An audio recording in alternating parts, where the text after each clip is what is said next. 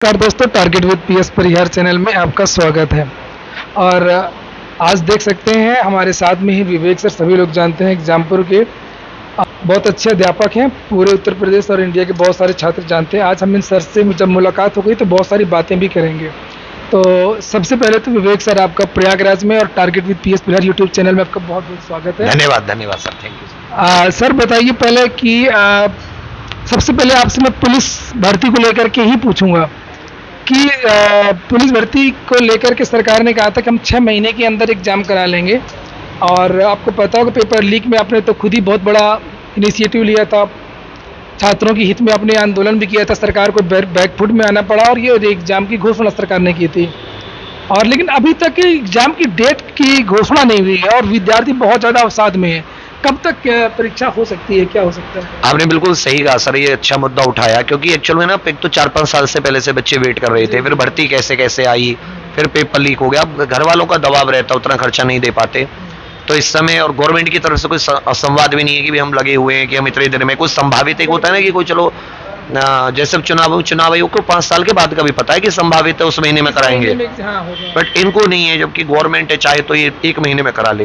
तो मेरे विचार में अब देखिए 5वां महीना चल रहा है, ये भी निकलने वाला, आज 11 तारीख तो हो गई, तो फिर 1 महीना बचेगा, उसमें भी कोई संवाद नहीं है। तो मुझे लगता है कि एक बार बच्चों से बात करके बतानी चाहिए गवर्नमेंट को, मुख्यमंत्री जी को, जो भी अधिकारी हैं, कि भाई हम लोग लगे हुए हैं, इस महीने तक करा लेंगे, इस महीने एग्जाम हो जाएगा। हाँ जी हाँ जी। सरकार ये अभी समाचार पत्रों के माध्यम से जानकारी दी गई है कि सरकार ने एक नई नियमावली बनाई है परीक्षा को लेकर के कि अब एक एजेंसी एग्जाम नहीं करवाएगी, 4 एजेंसी एग्जाम करवाएंगी और 5 लाख से ज़्यादा विद्यार्थी एक पाली में नहीं बैठेंगे। बहुत सारी बातें कही गई हैं, उसको लेकर के आप क्या कहेंगे कि इसमें करप्शन रुकेगा या ये जो नियमावली विद्यार्थियों के लिए कितना फायदेमंद है? सर मुझे तो लग रहा है कि इन्होंने ना इसको और ज्यादा उलझा दिया है।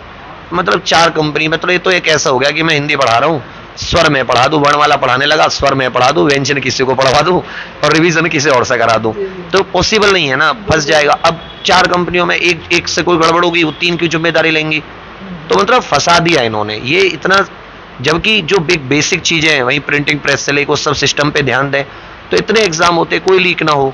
थोड़ा सा मतलब होता है कभी अफसरशाही को ज्यादा दिमाग लगा दो आप, तो उसमें ज्यादा दिमाग लगाना भी कहीं कहीं, जैसे एक दिमाग लगाइए तो यूपी पीटी लगा करके उसको भी कोई फायदा हाँ बिल्कुल, पीटी जैसा कि जी एकदम भर्ती 6 महीने में पूरी करा देंगे, पूरी हो जाएगी तो भर्तियां जल्दी जल्दी कंप्लीट होंगी। अब उसमें क्या पहले पैसे लेते हैं, 25-25 रुपए हर फॉर्म को भरो बच्चा, उसे इन्होंने ऐसा बना लिया है कि आते रहे हर महीने, 2-4 महीने पे पैसे आते रहे आयोग के पास में। तो मतलब सरकार की तो इनके नियत पे ही कभी कभी डाउट होता है कि एक्चुअल में करना क्या चाह रहे हैं लोग। मतलब ये नियमावली से कोई खास फायदा नहीं है सरकार की, अगर इच्छा शक्ति होती, अगर इच्छा शक्ति हो तो जरूर कुछ हो सकता है। यूपीएससी कराती है, बढ़िया एग्जाम कराती है, और भी कई सारे संस्थाओं के होते हैं, एमपीपीएससी ने कराया, अभी नहीं हुआ लीक। कुछ उसको एक मूलभूत चीजों को पकड़ो, ये सब अगर इस तरह से बनाते रहोगे। भी तो इन्होंने केंद्र ऐसे चुने हैं कि वो केंद्रीय आधे नहीं मिल रहे, जो परीक्षा सेंटर नहीं मिल पा रहे हैं, जो 4 पालियों में हो सकती थी उसको 15-20 पालियों में करना पड़े। उतने पेपर कौन बनाएगा, उनकी कौन पढ़ के लगे, इतने लीक नहीं होंगे। 2 महीने लग जाएंगे ऐसे तो एग्जाम में। बहुत लाख लोगों ने आवेदन किया था पुलिस कांस्टेबल, बहुत मुश्किल होगी, बहुत मुश्किल जी।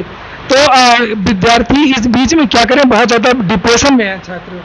सर इनको तो बस मैं ये कहूंगा कि गवर्नमेंट से ट्विटर इत्यादि के माध्यम से शांतिपूर्ण तरीके से गवर्नमेंट से मांग करते रहें, और मतलब अपने, अब इनके हाथ में तो कुछ है नहीं कि भाई चलो ये ऐसा करेंगे तो हो भी जाएगा।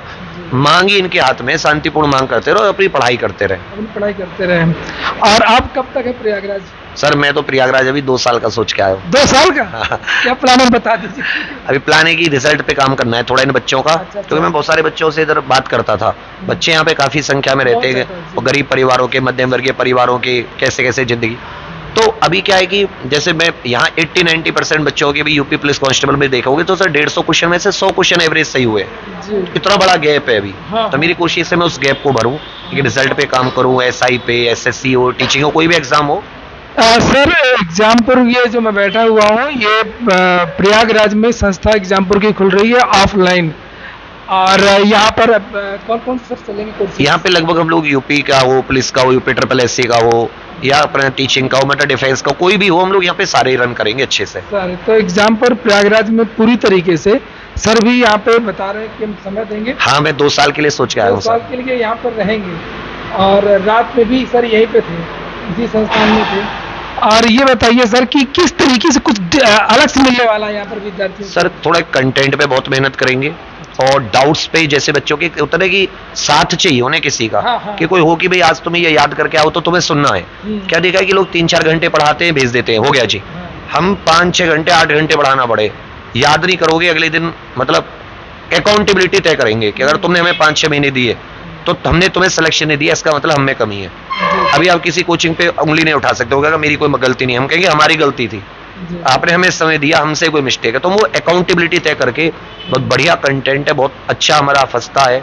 तो ये कब से शुरू हो सकता है आपका ऑफलाइन ये ब्रांच? अभी यूपीएसआई का बैच है सर 16 जुलाई से, मंगलवार से। अच्छा। एक यूपीएसआई का जिसमें पहली क्लास मूल विधि की, नई वाली मूल विधि की मेरी है ये। अच्छा। और यूपी पुलिस कांस्टेबल के लिए भी 14 तारीख को इनका एक मॉक टेस्ट रखा है, उससे थोड़ा अंदाजा लग जाए कि किस चीज पे ज्यादा काम करना है, जी। क्या चीज कमी है, इनको डाउट्स ज्यादा यहाँ के बच्चे वो थोड़ा सा आइडिया लग जाए मुझे। जी जी।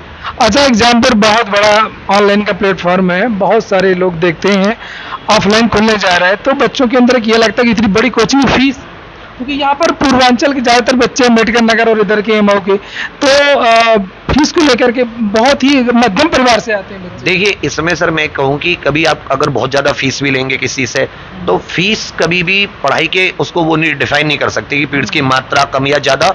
जैसे कई लोग सोचते हैं कम है तो पता नहीं क्या पढ़ाएंगे, हाँ, ज्यादा है तो कहते हैं बिल्कुल पेपर यही लोग देख, ऐसा कुछ नहीं है। पढ़ाई टीचर पे डिपेंड करता है, जो पढ़ाने वाला वो आत्मा से क्या पढ़ा रहा है, वो फ्री भी पढ़ा देगा ना, आत्मा से पढ़ाएगा तो ऐसा छपेगा पूरा का पूरा पेपर।